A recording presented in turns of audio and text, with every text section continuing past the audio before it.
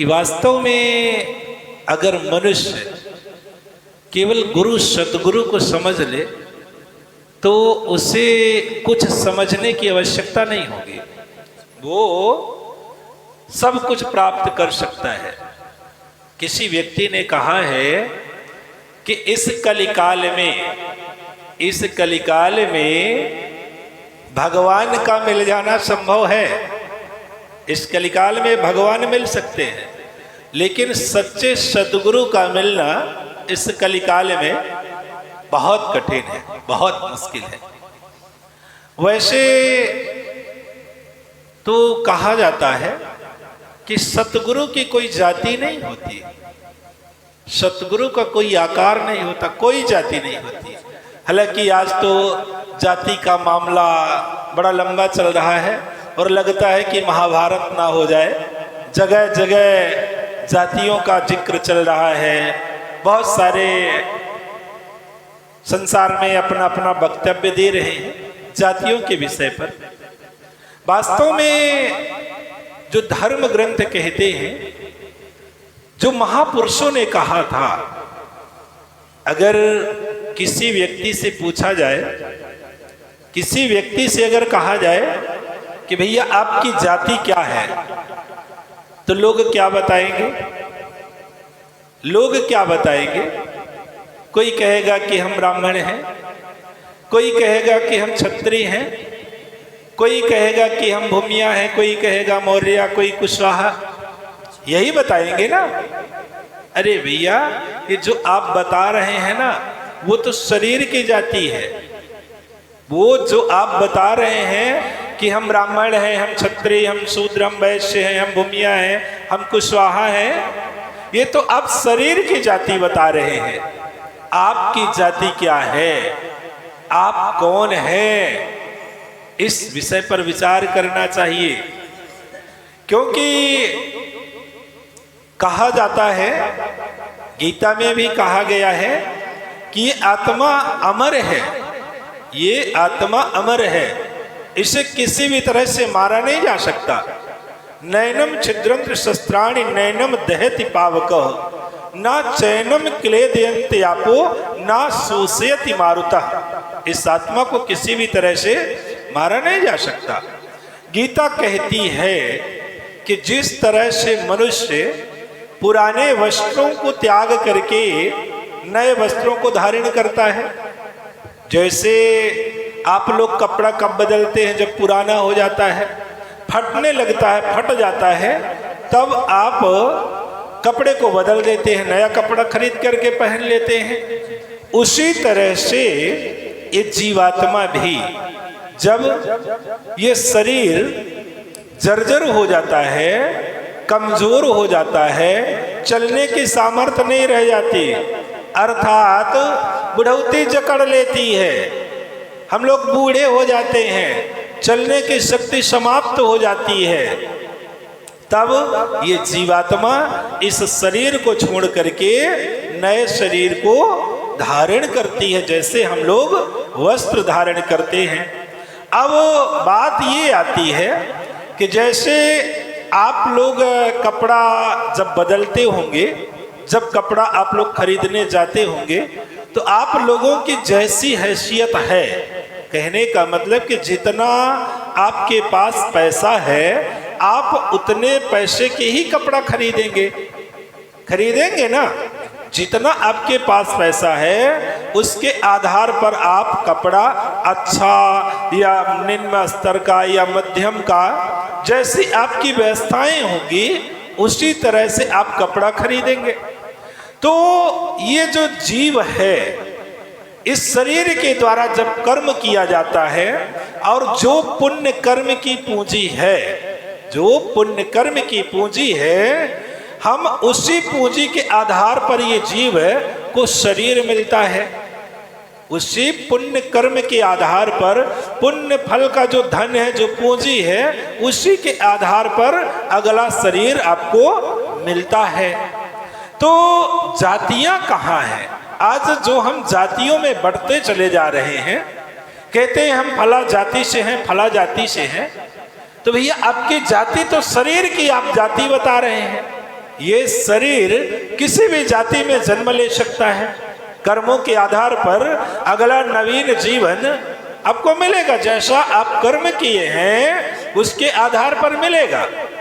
बड़ी सुंदर बात है कि मनुष्य इस दुनिया में सब पसंद करके ही लेता है, सब पसंद करके ही लेता है, लेकिन जन्म उसे पसंदीदा से नहीं मिलता। क्या कोई व्यक्ति ऐसा पसंद कर सकता है, चयन कर सकता है कि हम किसी अच्छे बड़े घराने में जन्म लेंगे? नहीं लेंगे ना। ये किसी व्यक्ति के, किसी जीव के बस की बात नहीं है ना। हर चीज दुनिया में व्यक्ति पसंद करता है, कपड़े पसंद करता है, शादी ब्याह होता है तो लड़के लड़की को पसंद करते हैं, खान पान को पसंद करते हैं, लेकिन संसार में केवल जन्म ही ऐसा है जिसे आप लोग चयन नहीं कर सकते। वो कर्मों के आधार पर ही आपको जाना पड़ेगा। आपका जैसा कर्म है तो आप गरीब परिवार में जाएंगे या अमीर परिवार में जाएंगे, ये आपका कर्म तय करता है, आप तय नहीं कर सकते इसको। तो कहने का भाव है कि हम लोग तो शरीर की जातियां बताते हैं कि हम ब्राह्मण क्षत्रिय हैं, हम भूमिया हैं, हम कुशवाहा हैं, हम मौर्य हैं। अरे भैया, आप तो ये शरीर की जाति बता रहे हैं ना। आपकी जाति क्या है, आप कौन हैं? जिस दिन आप लोग ये खोज लेंगे, आप लोगों को स्वयं का ज्ञान हो जाएगा, उस दिन सारे लफड़े, सारे झगड़े सब समाप्त हो जाएंगे। क्योंकि गोस्वामी जी ने कहा है कि ईश्वर अंश जीव अविनाशी, ये जितने भी प्राणी हैं उन सब शरीर के अंदर निवास करने वाली आत्मा उसी परमात्मा का अंश है, उसी परमात्मा का अंश हम सब के अंदर बैठा है। फिर ये जातियां कैसे? हम लोग अज्ञानता के कारण आज जातियों के लिए युद्ध चल रहा, संग्राम चल रहा है। आप सभी इस समय सोशल मीडिया के माध्यम से देख ही रहे होंगे, सुनते ही होंगे कि क्या स्थितियां हो रही हैं। अरे कहा जाता है कि अपना देश सनातन धर्म को मानने वाला है और सनातन धर्म में सभी एक हैं, कोई अलग नहीं है। गोस्वामी जी ने भी कहा कि ईश्वर अंश जीव अविनाशी, हम सभी परमात्मा के अंश हैं। इसलिए हमें अपने आप को जानने का प्रयास करना चाहिए कि वास्तव में हम कौन हैं। ये जो शरीर है, शरीर किसी भी जाति में जा सकता है, किसी भी जाति में जन्म ले सकता है, लेकिन हम कौन हैं, स्वयं की पहचान करने का प्रयास करना चाहिए। अगर मनुष्य स्वयं को जान गया तो निश्चित ही उसका जीवन सफल हो जाएगा। उसी को आत्मदर्शन कहा गया है, आत्म साक्षात्कार कहा गया है, आत्मबोध कहा गया है कि हमें आत्मबोध हो गया है। पर भैया अब बात आती है कि आदमी स्वयं को जानता कैसे है। सवाल ये होता है कि मनुष्य स्वयं को कैसे जान सकता है? तो स्वयं को जानने के लिए केवल एक ही मार्ग है। कौन सा मार्ग है? हम सतगुरु की शरण को ग्रहण कर लें, तभी हम स्वयं को जान पाएंगे और इस जीवात्मा का कल्याण कर पाएंगे। हम लोग जो ये शरीर है, तो इस शरीर के हम लोग चालक हैं, ड्राइवर, चलाने वाले। जैसे गाड़ी फटफटी वगैरह आप लोग चलाते हैं ना, तो ड्राइवर हैं हम लोग। ये शरीर नहीं, शरीर एक गाड़ी है, लेकिन हम लोग कहते हैं भैया इसी गाड़ी को हम लोग स्वयं को मान बैठे हैं। ये हमारी अज्ञानता है, हमें ज्ञान नहीं है। अरे हमें सतगुरु की कृपा हो जाए तो हमें ज्ञान हो जाता है कि हम शरीर नहीं है, हम तो दिव्य आत्मा है, उस परमात्मा के अंश हैं। ऐसी कृपा जब सद्गुरु की होती है तब हम लोग स्वयं को जान पाते हैं। तो सतगुरु के पास हमें जाना चाहिए, उनकी शरण में रहना चाहिए और रहना भर नहीं चाहिए, उनके बताए हुए रास्ते पर चलना भी चाहिए। जैसे कुछ लोग आते हैं तो कहते नहीं नहीं हम गुरुजी को बहुत मानते हैं, हम गुरुजी को बहुत मानते हैं, लेकिन गुरुजी की नहीं मानते। गुरुजी को मानते हैं पर गुरु की नहीं मानते। और जिस दिन गुरु की मानने लगेंगे उसी दिन सारे ये लफड़े जो हैं अपने आप सारे विवाद शांत हो जाएंगे। तो एक भक्त अपने गुरुदेव के पास जाता है, क्योंकि बिना गुरु की कृपा से जीव का कल्याण नहीं होता और आत्मबोध नहीं हो पाता। सतगुरु जब कृपा करते हैं तभी हम स्वयं को जान पाते हैं। तो एक भक्त अपने गुरुदेव के पास जाता है, और जाता कैसे है, जैसे ही दरवाजे पर पहुंचता है भक्त तो क्या करता है, जैसे भक्त दरवाजे पर पहुंचता है तो क्या करता है, बोलिए सतगुरुदेव भगवान की जय हो, जोर से जय घोष करता है और कहता है कि गुरुदेव तुम्हारे चरणों का हम दर्शन करने आए हैं। क्या कहता है भक्त, कहता है अपने गुरुदेव से कि गुरुदेव तुम्हारे पास धन दौलत पाने आए हैं। यही कहता है ना? नहीं कहता। क्यों नहीं कहता? क्योंकि उसे ज्ञान है कि धन संपत्ति तो आएगी और जाएगी, लेकिन अगर गुरुदेव की कृपा हो गई तो बेड़ा पार हो गया। इसलिए कहा जाता है, कहता है भक्त कि गुरुदेव तुम्हारे चरणों का हम दर्शन करने आए हैं।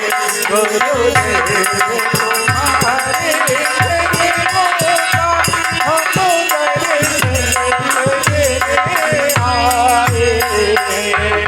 गुरुदेव तुम्हारे चरणों का हम दर्शन करने आए हैं। गुरुदेव तुम्हारे चरणों का हम दर्शन करने आए हैं। हम दर्शन करने आए हैं, हम दर्शन करने आए हैं, हम दर्शन करने आए हैं, हम दर्शन करने आए हैं। हम दर्शन करने आए हैं, हम दर्शन करने आए हैं। हम दर्शन करने आए हैं, हम दर्शन करने आए हैं। गुरुदेव तुम्हारे चरणों का हम दर्शन करने आए हैं। गुरुदेव तुम्हारे चरणों का हम दर्शन करने आए हैं। गुरुदेव तुम्हारे चरणों का हम दर्शन करने आए हैं। जो दर्शन तेरा पाऊं मैं, मेरे भाग्य बदल तेरे नहीं। जो दर्शन तेरा पाऊं मैं, मेरे भाग्य बदल तेरे नहीं। कहते हैं सतगुरु से बढ़कर दुनिया में है कोई नहीं।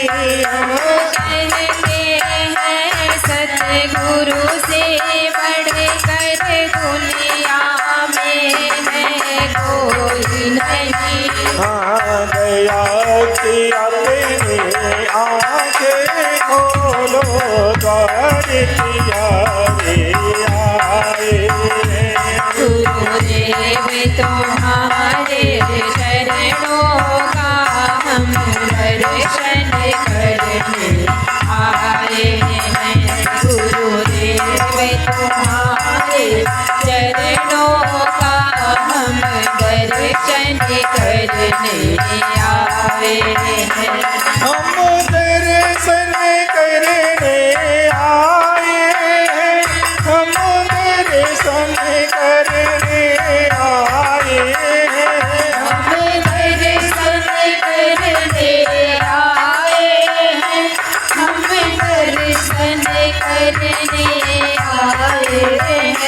हम दर्शन करने आए हैं, हम दर्शन करने आए हैं। हम दर्शन करने आए हैं, हम दर्शन करने आए हैं।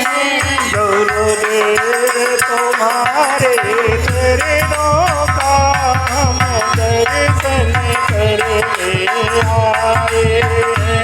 गुरुदेव तुम्हारे चरणों का हम दर्शन करने आए हैं। गुरुदेव तुम्हारे चरणों का हम दर्शन करने आए हैं। बिनती मेरी सुन लो सतगुरु, कैसे तुझे रिझाऊं मैं।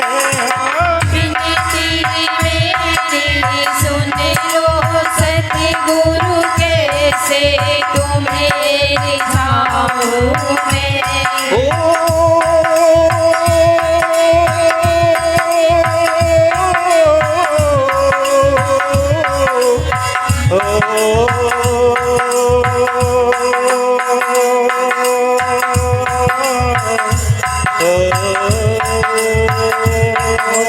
विनती मेरी सुन लो सतगुरु, कैसे तुम्हें रिझाऊं मैं। विनती मेरी सुन लो सतगुरु, कैसे तुम्हें रिझाऊं मैं। इतनी मुझ में शक्ति नहीं कि तप कर तुझको पाऊं मैं। इतनी मुझ में शक्ति नहीं कि तप कर तुमको पाऊं मैं।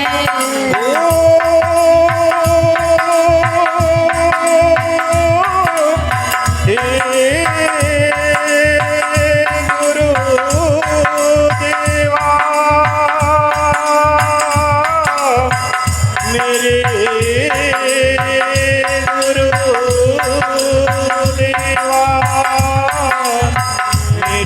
मेरे गुरुदेवा। इतनी मुझ में शक्ति नहीं कि तप कर तुमको पाऊं मैं। इतनी मुझ में शक्ति नहीं कि तप कर तुमको पाऊं मैं।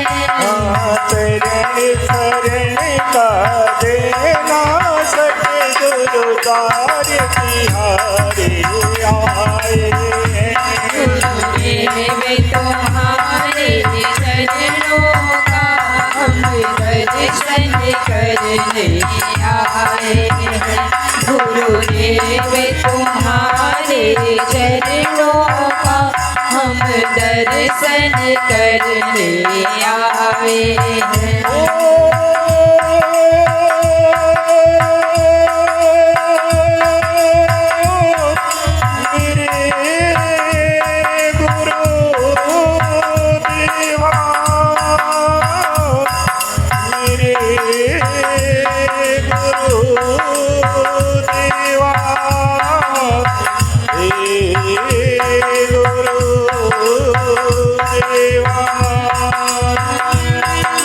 दर्शन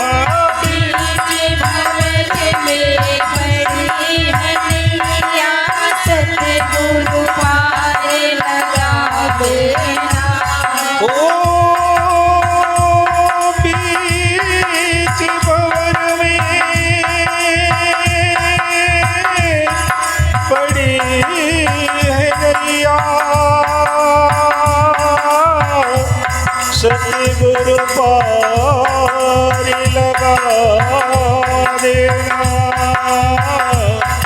सतगुरु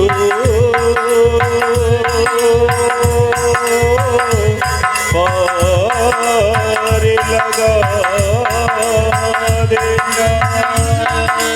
बीच भंवर में पड़ी है नैया सतगुरु पार लगा देना। जब भी आऊं धरती पर तो अपने साथ बुला लेना। जब आऊं धरती पर तुम अपने साथ बुला लेना। ओ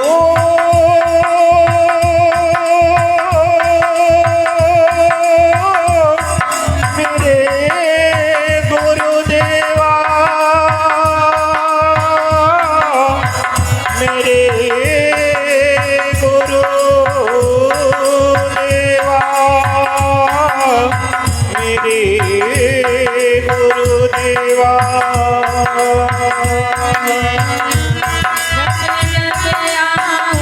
धरती पर तुम अपने साथ बुला लेना।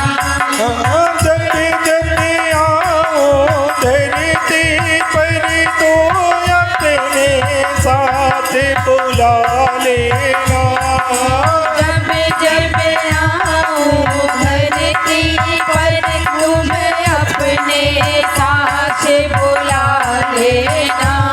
बंधु, एक भक्त अपने गुरुदेव से निवेदन करते हुए कहता है कि हे मेरे गुरुदेव, ये जीवन रूपी नाव तो बीच भंवर में फंस गई है। हे गुरुदेव, कृपा करके इस जीवन रूपी नाव को उस पार लगा दीजिएगा। ऐसे भाव को लेकर के कहता है बीच भंवर में पड़ी है नैया सतगुरु पार लगा लेना। बीच भंवर में पड़ी है नैया सतगुरु पार लगा देना।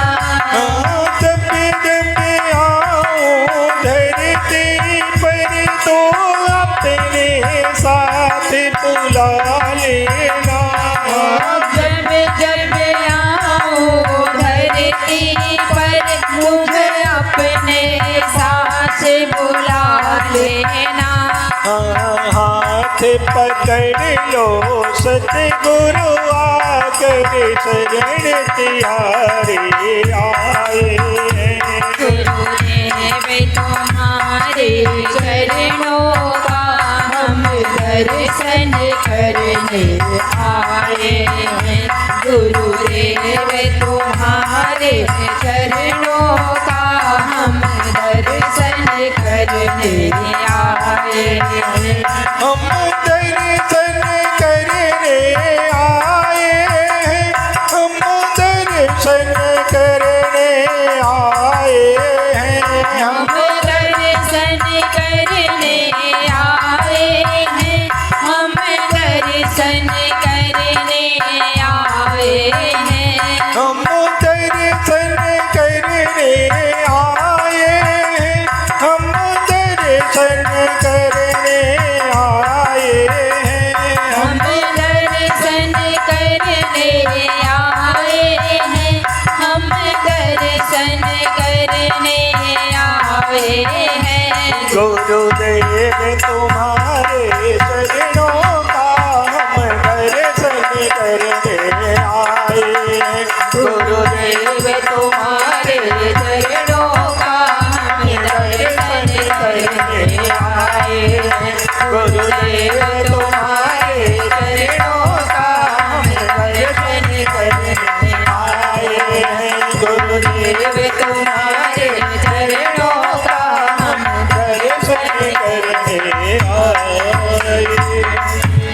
बोलिए श्री सद्गुरुदेव जी भगवान की जय हो।